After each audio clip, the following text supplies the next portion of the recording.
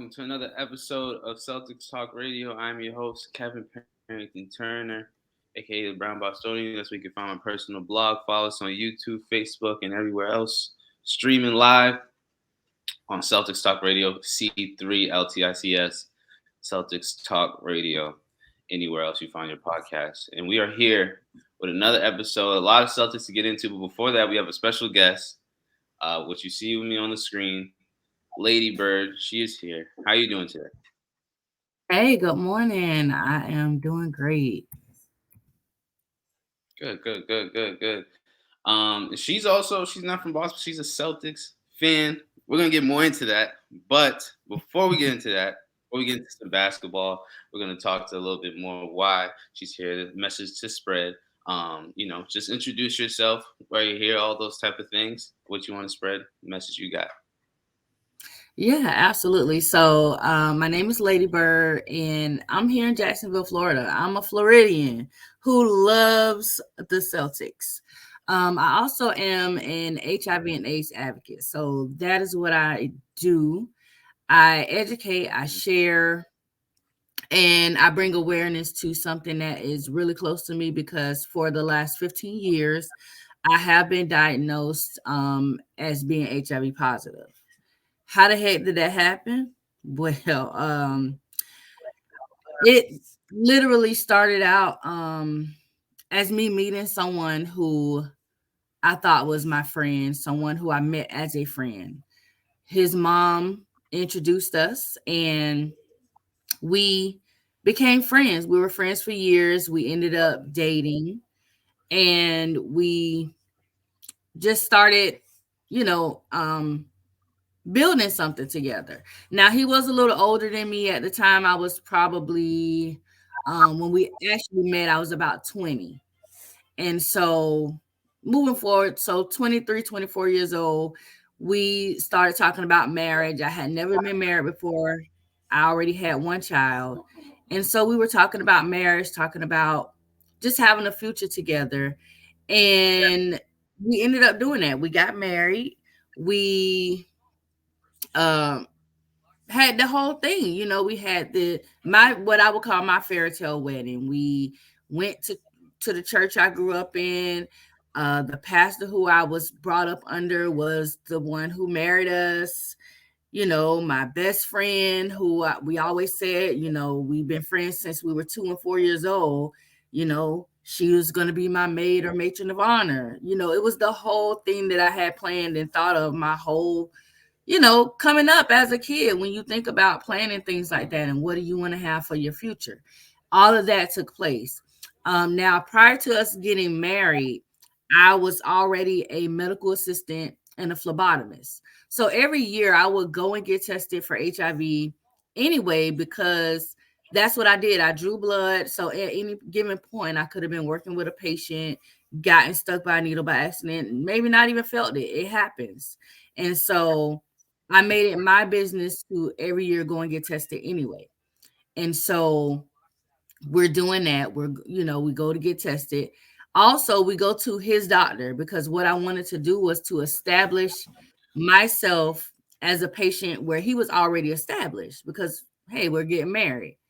And so I go meet the doctor, tell the doctor, hey, I want to come in, get established as a patient. While I'm here, can I go ahead and get my yearly HIV and STD testing done? So we both did that. We're in separate rooms getting tested. At that time, this is 2007. So 2007, there weren't really any quick tests. Now you can go and get tested. You could get results in 5 minutes, 10 minutes, quick. Back then, it was not so fast. And so we came back 2 weeks later. We had made the choice and said, well, when we come back, we will share our results with each other in front of the doctor. I mean, I didn't think anything wrong of that because here we are, two people saying we want to get married. I trusted him. He's trusting me. What's wrong with us just sitting in front of the doctor and telling each other our results? I didn't feel like at the time I needed to see his piece of paper. He didn't feel like he needed to see mine because, hey, like I say, we're sitting in front of the doctor. Who the heck is going to lie sitting in front of a doctor? So, we both tell each other in front of the doctor our test is negative. Moving forward, um, here it is now, August 4th, we get married. Our wedding night was actually the first time that we had ever had unprotected sex. So, anytime before that, we always used protection. I was very adamant about that. If he didn't have protection, I had it because that's just the type of person that I am. And so, we get married, consummate the marriage. Moving forward, a couple months later, I found out I'm pregnant because we had talked about, having a child, having kids together. Find out I'm pregnant, so I make my appointment to go get a prenatal doctor, so OBGYN. Make that appointment. I go in. First appointment, typically, if for anyone who has never had kids or never went through that, the first appointment is typically you going in, the doctor talking to you about your family's history, and they usually do blood labs. So they'll draw your blood. So this takes place. And, we continue going on about our lives. And I started getting sick. Now it's November 21st. It's the day before Thanksgiving of 2007. And I just got so sick. I couldn't hardly move. I couldn't keep food down. I was just not myself. So I called the doctor. I said, hey, something's not right. I need to come in. And come to find out, I was severely dehydrated just because of pregnancy things. So I come in there, and my appointment really wasn't scheduled until that following Monday. But because I was in there, the doctor had my labs and stuff back. The doctor said to me, well, can I ask your husband to step out of the room? And I didn't really think anything odd of it, only because I know working in that field, sometimes doctors want to have those conversations with their patients by themselves. And that was fine with me. I didn't, like I said, it didn't seem odd to me. So he steps out of the room. The doctor comes in and she says to me, well, your labs came back and everything looks okay, except one thing. Now, with my oldest daughter, I was a diabetic. So I'm thinking, okay, they're going to tell me I'm a diabetic and this is what I'm going to have to do for this pregnancy. Well, that wasn't the actual case. The actual case was that my test results came back and the doctor basically told me in that moment that I was HIV positive. And so I was just numb. Like I didn't open my mouth. I stared off at the wall. Like I just looked over at the wall and just stared at it. And just kind of in a shock, only because, you know how when you're watching a movie or a show and you rewind, I don't know how old you are, but we have VCRs back in the day. And so, you put the VCR tape in, you rewind it and you watching it and it's just, rewinding. That's how my mind played. Like I was literally sitting in a moment of my brain rewinding like this VCR. And I'm just thinking of all these moments like, wait a minute. This was a sign. That was a sign. That was a sign. So there were so many things that led up to that moment that I just really either never saw, or I was just so into the fact that, hey, we're getting married, we're doing this and trying to build a future with this person, that maybe I missed these things. They always say sometimes love is blind. Maybe I was in that moment, but it was still one of those things where, hey, here we are. And so the doctor said, well, do you want to tell him or do you want me to tell him? And I told her in that moment, I said, well, you can bring him back in and you tell him, because if you're telling me I'm HIV positive, he is the reason why. Because I know that I had already tested negative months prior, And so as time goes on, I end up finding out, yeah, he definitely knew his status. I found out that, he was doing a lot of other things. He was cheating. He was had another woman pregnant and had infected her as well. I took time for myself. I literally went away from him for a whole month of December. That whole month of December, I went away to figure out what was I going to do. My end result was I decided that I was going to leave. Yes, I was pregnant, and by that time I found out I was pregnant with twins. I walked away from that. I walked away from that new marriage, from all of that, and I just came back to Florida because at the time I had left Florida. I was living in Spartanburg, South Carolina, going to school at the University of South Carolina in upstate. Um, I had done all this stuff. Like I was preparing, I had prepared for this whole new life in a whole new state with this person, made all these plans. And so when this unfolded, it was like, okay, time to go back to Florida, I guess. Came back to Florida, and my aunt called me and she told me to turn on the news. So I'm turning the news on, and there's a story on the news where there was a homosexual couple.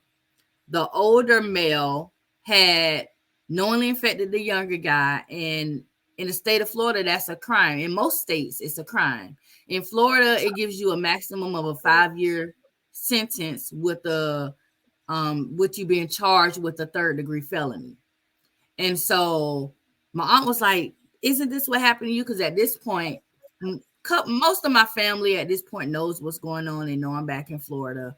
And so I called the sheriff's office and I talked to the detective Futch in the special sex crimes unit, and explained to him. I say, well, does this count for me as well, even though I'm married and this is somebody I was married to? And he asked me, he said, well, did you know that he was HIV positive? I said, absolutely not. And he told me then, he said, well, if you did not know and he did not tell you, then yes, even though that is your spouse, it is still a crime.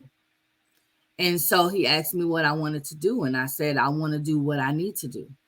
And that involved me filing a police report, giving my complete statement. I probably wrote on about 4 or 5 sheets of paper, everything as detailed as I could. And they did their investigations.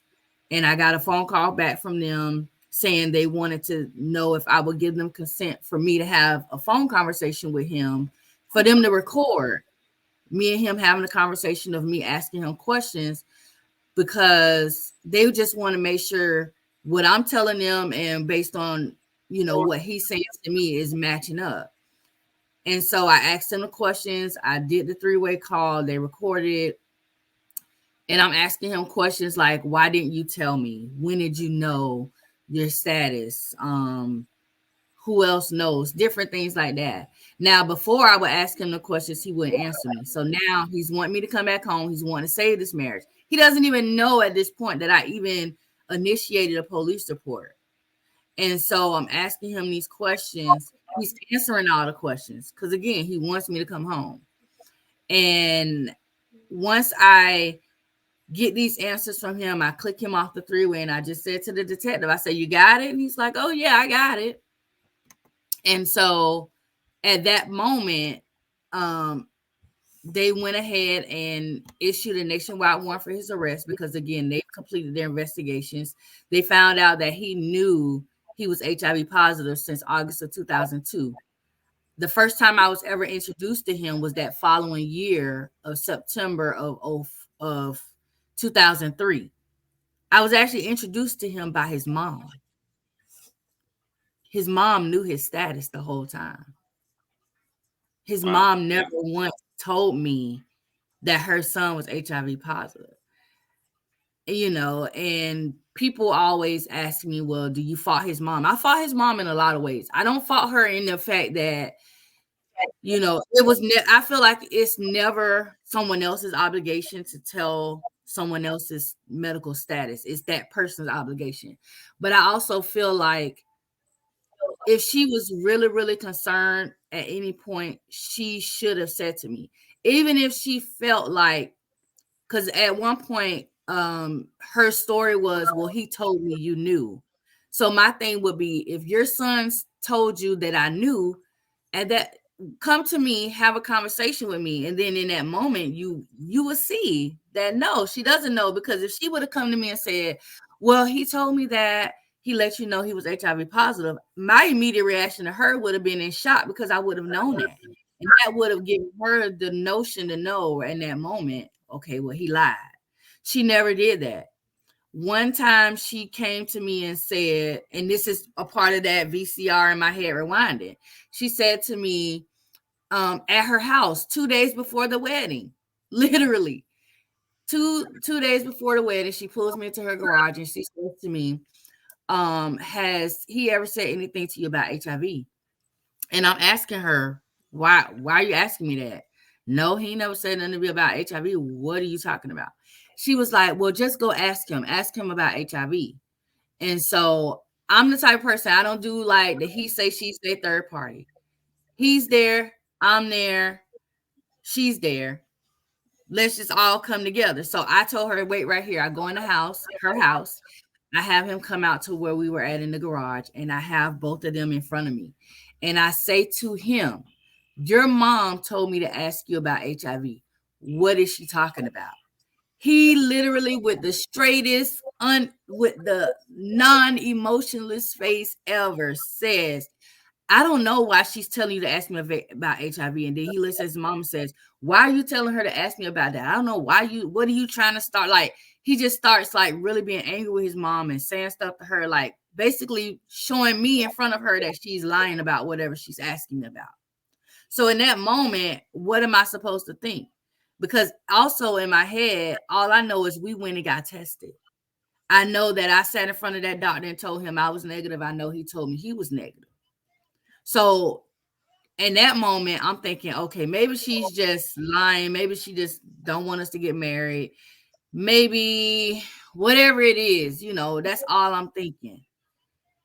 And so, yeah, somebody said that was her way of telling you. Yeah, like I feel like in a way that was her way of telling me, but she should have just outright said it. It shouldn't have just been, oh, go ask him. Because again, later on, she's telling me, well, he told me you knew. And that's all I'm thinking is, okay, if you're telling me he told you that I knew, you should have just came out and just said it instead of. So in that moment when she said that to me at her house, I don't feel like that was a moment when he told her I knew.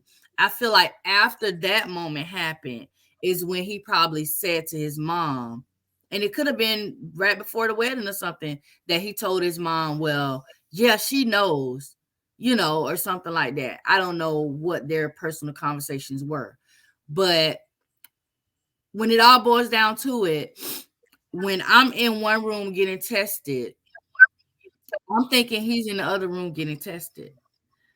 Through the investigations with the sheriff office, they actually were able to talk to the actual doctor.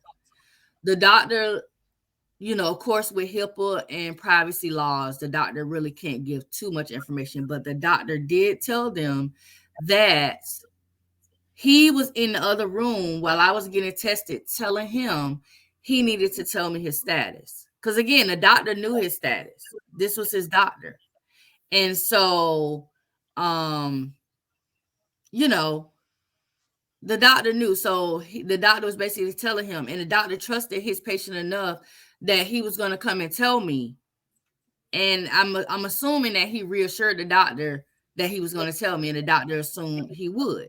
Well, he didn't. And I know a lot of people always say, well, his mom did try to tell you, or you should have did X, Y, and Z. Think about your own lives. And this is what I tell people. Think about your own lives, especially people who are currently married. Are you with your partner or your spouse 24/7? You're not. You don't go with them to work. You don't go with them when they go certain places. They could be going to work, or you could be think they're going to work and they're going doing something. They could have a whole girlfriend or boyfriend at work. We see this all the time. So you go into a marriage or a relationship trusting a person. You don't enter a relationship or a marriage immediately assuming that the person is going to do you wrong in any kind of way. So that is how I went into this. I did not grow up around people who were just girlfriends or boyfriends or who were in single households. My parents, as of this year, will be married 49 years. My grandparents were married from the time my grandmother was 19 years old until my grandfather passed in the late 80s, almost 89 or 90. So I always grew up and saw longevity with marriages and relationships. I grew up in church, so I saw husband and wives coming to church together. I didn't see a lot of, single mothers or fathers bringing their kids. I saw couples with kids. I saw families. This is what I saw. So that is what I always wanted. And that's what I was under the impression going into this with him that I was building. So the trust was there. You don't go into these situations not having trust. And so that's why I try to tell people when they try to tell me, oh, well, you should have done X, Y, Z. I feel like I did everything I was supposed to do going into this relationship and this marriage. I did ask questions.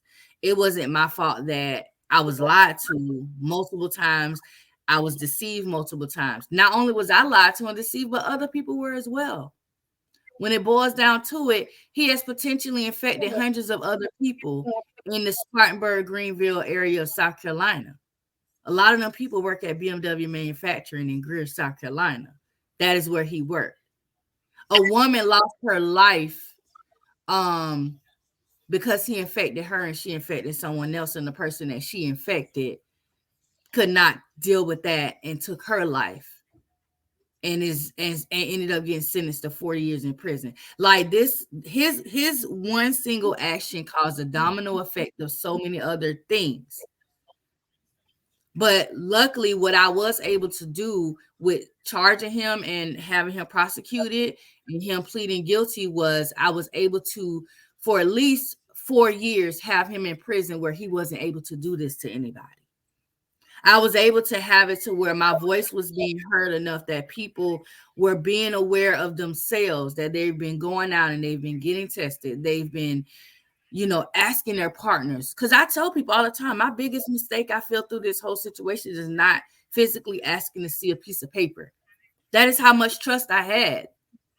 If I had just simply said, well, here's my paper, let me see yours, it would have all been in the open right then and there. But I didn't do that because of that simple trust word, and that action.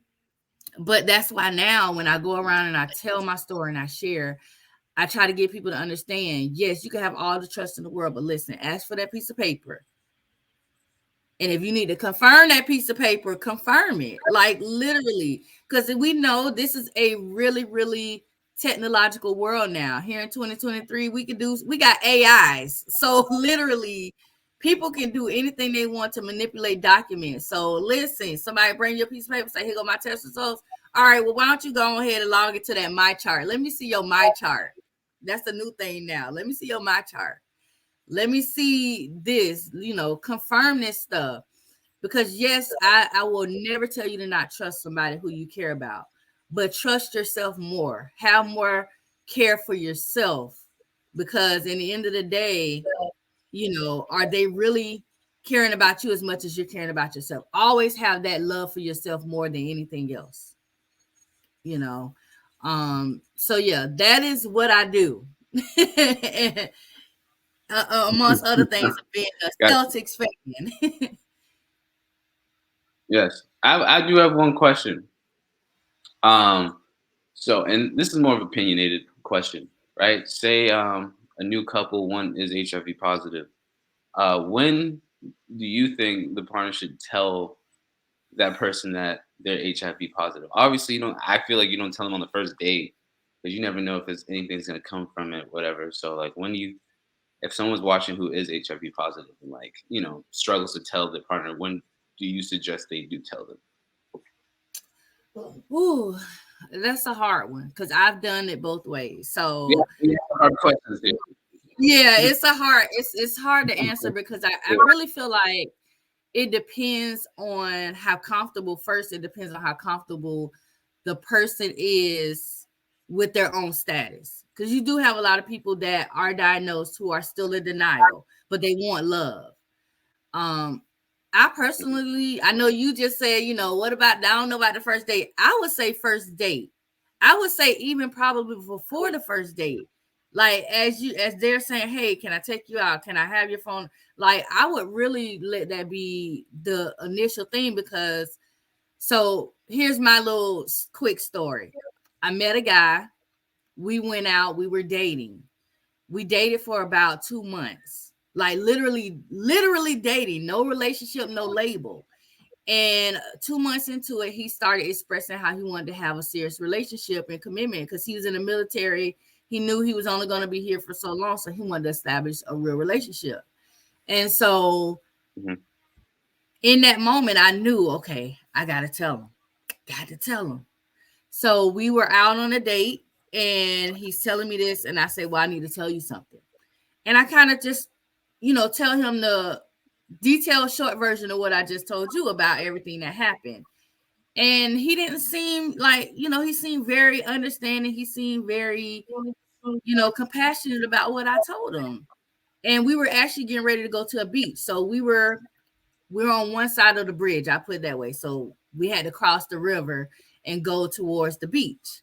And so we're driving, we done crossed the bridge, and he just all of a sudden pulls over on the side of the road, on like a service road. And I'm looking like something wrong. I'm thinking, okay, maybe he noticed something wrong with the car. He reaches across me, opens the door, and tells me to get out the car. I'm like, what do you mean get out the car? He was like, no, I feel like you was trying to give it to me and you lied. Why you didn't just tell me this. So I didn't question him. I ain't argue with him. I ain't nothing. None of that. Because, I already knew he had a weapon in the car because he's in the military. He had a license. So I'm like, you know what? Let me just go and get out this man's car. I got out of the car, called one of my friends. I said, listen, this just happened. I need you to come and take me home. And so from that moment on, because that really terrified me, I was like, you know what? I'm just going to tell people up front. I'm not going to wait. I'm not going none of that. I'm just going to tell them up front. And that's what I started doing. I just started telling them up front. Even if somebody asked me my phone number, like I could be in Walmart or wherever, and somebody might approach me, hey, how you doing? And they might tell me, oh, you cute or you this or whatever. Do you mind if I get your phone number? And I'll tell them straight up, well, with my phone number comes an HIV positive status. Is that okay with you? Like, that's how how open I am with it. Like, because I never want to experience what I experienced in that moment again. Now, everybody's not able to do that. Some people is not going to have that strength. But to help those people out, there are positive dating websites. So they have websites for people who maybe are not open with their status like I am, who just want to meet somebody else who's probably in that same fear category. And they just want to have love and they just want to find somebody to be with. So they do have dating websites for people who are positive, not just with HIV, other STDs. You have syphilis, herpes, other STDs that are not curable, and people have a hard time dating with. Herpes is a really, really common STD, but telling somebody you have herpes is still not one of the easiest things. And so there's sites for people who want to date and want to meet somebody who probably can understand and deal with it. So, but yeah, I say up front for me is the best because you don't have feelings invested. People don't feel like you're lying and things like that. Absolutely. Well, thank you for sharing your stories. I do wanna move to like somewhat different topic with the Boston Celtics because you are a Celtics fan. You got the hat on, all those things, right? This past week they went 2-2.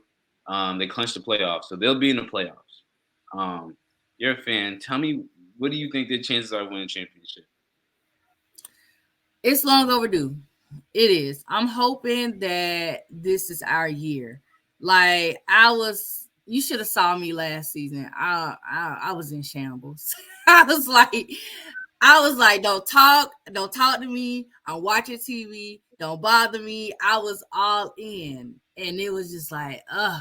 So I'm hoping that this is our season. Like, if everybody can kind of stay focused and just do what needs to be done. I think when I feel like, oh my gosh, the referees get on my nerve too much. Like, sometimes I'm like, come on, refs, what y'all doing? Y'all playing against us too? Because that's literally, you watching the games too to know. Sometimes you be like, man, why y'all making these calls, stuff like that. It gets ridiculous, but I'm hoping that they can look past that. They can just play the game, get the shots. Turnovers is what kills us a lot. Like, feeling like, oh yeah, I got this shot, boom. And then it's like, nah, you didn't make that. You ain't make that. Like, And they can't keep depending on Al and Jalen to hit these threes and to make these shots. They got everybody who puts themselves in a position to make a shot needs to make sure they follow through on it. That's what I'm looking at right now. It's just following through and getting it done, because we can't afford no missed shots. That's how I feel. Like, you got to get it all and stay ahead. So that's what I'm looking for. So if we can get there, I'm excited. Listen, I'm putting some coins to the side, because if the playoffs get where I think it's gonna go, I'm gonna be trying to be in the place. I'm gonna be trying to buy a ticket to one of these games. So yeah, definitely. Gotcha. Are you worried about the Warriors making to the finals again or no? We already know they're gonna be in the finals. Like, that's like saying, is Tom Brady gonna make it to the Super Bowl or to the playoff? You know, it's like, every year what teams are gonna go to the playoffs. Like, pretty much everybody already knew the Celtics was gonna probably clinch or at least be in the playoffs. That's almost a given. I can't even remember. I can't recall the last time we weren't actually in the playoffs. It's been a while, but I mean, hey, the Warriors gonna get in there. I just hope that everybody else can kind of put a stop to them for a weekend. You know what I'm saying? Because I feel like they are like our kryptonite. Like, I don't know what it is. Look, somebody said they can't win a road game. Yeah, they've been struggling, but you never know with the Warriors. They can always find a way to get there. Happened last year. I don't know what it's like. They got magic or something. But I mean, if there was anything else you wanted to share, where can people follow you? All those things. Yeah. I almost forgot too. So today is an actual awareness day. So today is, let me make sure I'm saying it right. Today is National Native HIV and AIDS Awareness Day. This is a day that includes American Indians, Alaskan Natives, and Native Hawaiians. And this day is basically just like any other awareness day to promote the awareness of the HIV and AIDS virus in those communities. Because a lot of them, when you look at Native Americans or natives in general, they are the population who depends on their tribes, their native land. Like, especially if it's a Native American, they're literally, a lot of them live on the reservoir. So they get all their things from there. But when it comes to HIV, awareness and education and testing, they have to go outside for that.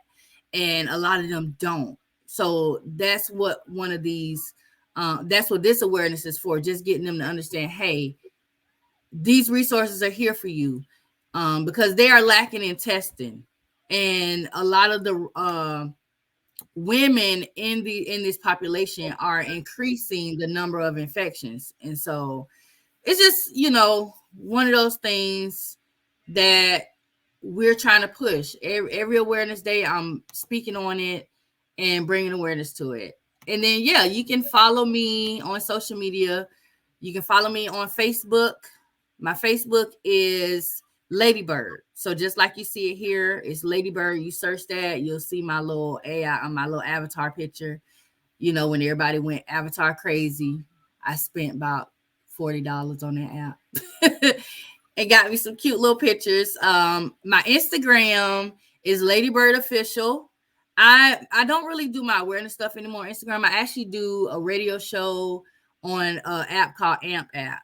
And it's like music. It's a music show. I do it Monday through Friday except Wednesday. And I just play music. I have a theme for every day. So if you like music, you want to take yourself away from all the craziness of the world or whatever is going on around you, just want to hear some music, I play some music for you. So that's what my Instagram is really dedicated to. My Twitter, it's kind of all over the place. My Twitter has my advocacy stuff. It has my AMP stuff. I'm on Clubhouse app. So it has all that stuff. And then my website is ladybyrd.official.com. That is my advocacy website. It also has my social media. It has my books. I've written and self-published 2 books. My autobiography that tells my story of my diagnosis, which is titled Married But It Can Happen. And then I've written and self-published a teen book called HIV Around Me. So if you have teens and young adults who you want to get introduced to learning about HIV and AIDS and things of that nature, this book kind of helps parents with that and giving them stories around their age that they'll read and understand, and also get the definitions like what is HIV and what is AIDS and things of that nature are all in this book, because we don't realize that there are children who are born positive who have to grow up. They grow up, all they know their whole life is their diagnosis. They weren't, they didn't have sex and get infected. They were born. And so they have to go through these elementary, middle school, high school ages with this, trying to be a normal teenager, wanting to have a girlfriend or a boyfriend, but also having to understand that, hey, I was born positive. I still have to tell my girlfriend and my boyfriend. So it takes them through some of these little, they're fictional stories, but they can really happen in real life. But it just gives them a way to understand it on a teenager level. So that's on my website as well. And then I also do one-on-one sessions. If people want to have one-on-one conversation with me, I offer that to them on my website. There's a way they can schedule appointments with me.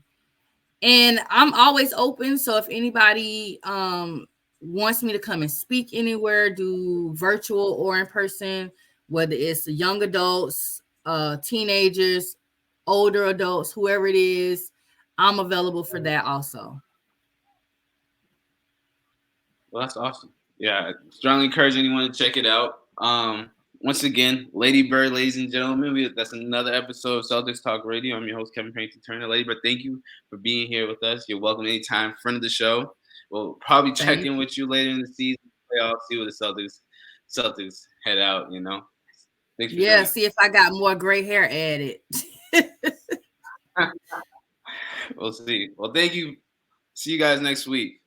Peace.